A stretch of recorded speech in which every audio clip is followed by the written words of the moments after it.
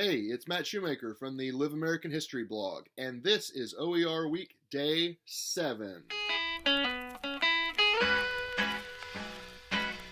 If you have missed any of OER Week, the links to every day are in the description below.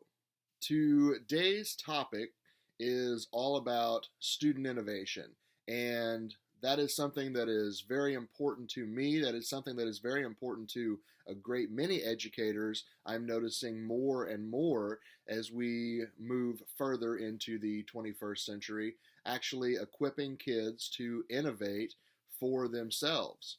I also want to share a little bit about how I use TED Talks in my classroom, and I want to share an idea with you that I had students do in creating farming implements for George Washington. I got turned on to TED Talks right after college. I actually came to them through not education, but through a design standpoint.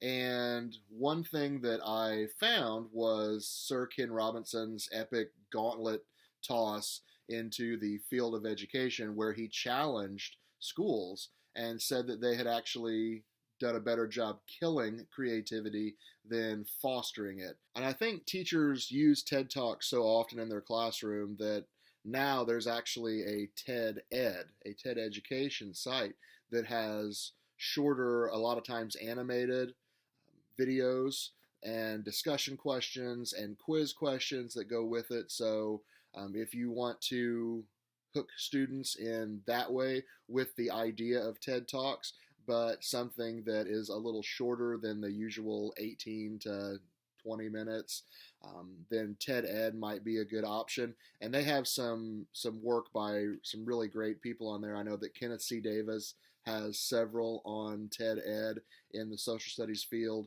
but they cover science and English and math.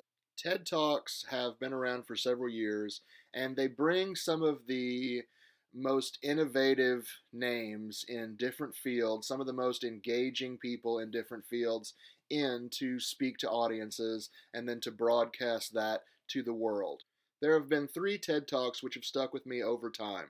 Sir Ken Robinson's challenge to education, Daniel Pink's talk on motivation and what drives us, and Dr. Jill Bolt Taylor's look at what happens when a neuroscientist actually has a stroke. In my classroom, I've used TED Talks to kick off units. I've used them within units to help make a point clear or to make a connection to modern life. I've also used them as discussion starters for Socratic seminars. The TED Ed lessons are short and student-friendly, and those can also be used as bell ringers or exit tickets. I have done that as well. Without waxing poetic about innovation, I do believe that it is one of the most important moves in education that we need to make. When I read Daniel Pink's A Whole New Mind after college, I thought, yes, this is exactly what I'm talking about. This is it. This is the purpose of education right here. He theorizes that it's not our science, it's not our math necessarily that's going to influence the world and shape the world. It's our creativity, it's our innovation, it is our culture that shapes the world. And through education, we can make that culture one of innovation and creativity and one of solving problems instead of creating problems. If you are skeptical of innovation in education as just another buzzword or another trend, read the discussions happening around Daniel Pink and Sir Ken Robinson and George Couros, who wrote The Innovator's Mindset.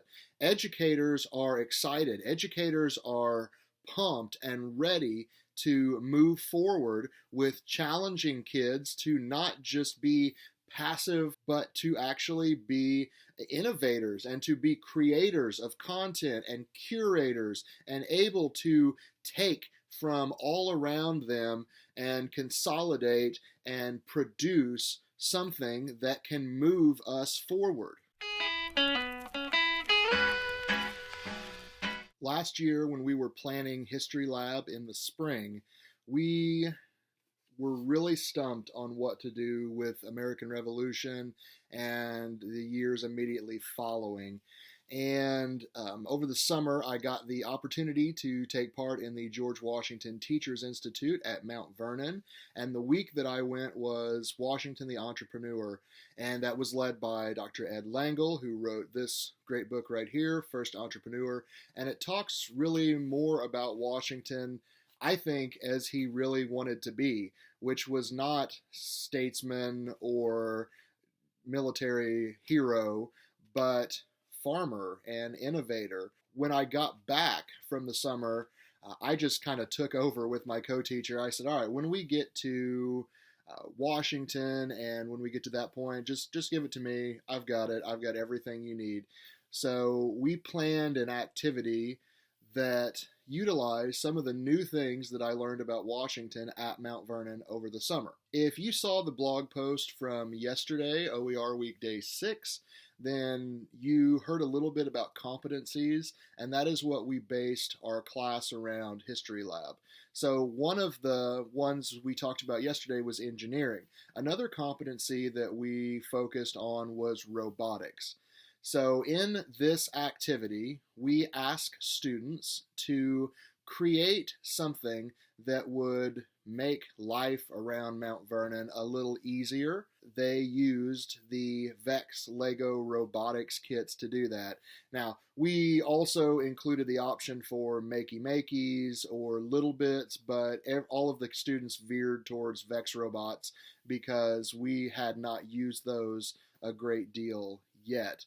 So they were excited to get into those and figure out how those worked. We introduced the activity by showing the Junius Stearns lithograph here of Washington the farmer, and told students that their goal was to make life a little easier on Mount Vernon so that Washington could limit the number of slaves he had and be able to use technology instead of slave power.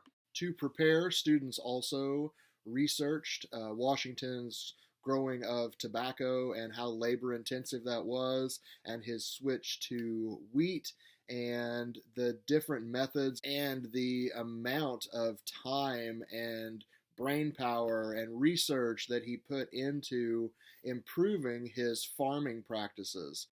Then we turned students loose. We gave them the rubric and we said, all right, do it. And anything else that you can add to this to improve it, feel free. So if you have never just let go of the reins and given students a chance to innovate and create, you should try it because we got some outstanding results. Students created machines that would till and plant and water, things that would pick the hornworms off of the tobacco leaves, meanwhile spraying some kind of concoction on the leaves to try to keep them from coming back. Things that would not only pick tobacco but hang tobacco to dry as well. Students 3D printed buckets for auxiliary pieces of machinery that Washington could have used, and the kids really got into it, and they also had to create measured drawings of their invention. They had to explain to me how their invention could have been built in Washington's lifetime and not using modern technology and not using modern machinery. And then finally, they had to present their product in a TED-style talk. Take a chance and give students a little more control over what they do to show you learning and to give them a chance to be innovators or inventors or creators in your class regardless of the subject area.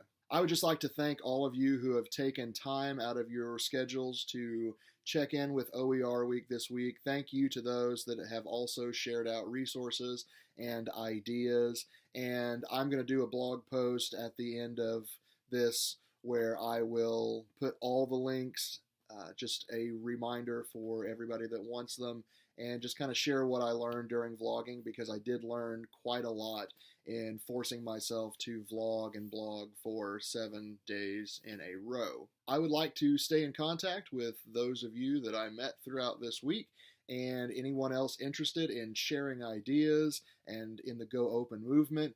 Subscribe to the YouTube channel here below. You can also visit me at liveamericanhistory.blogspot.com, and let's connect on Twitter. I am at @theshoe_CMS. Thanks again, and here's to creative classrooms.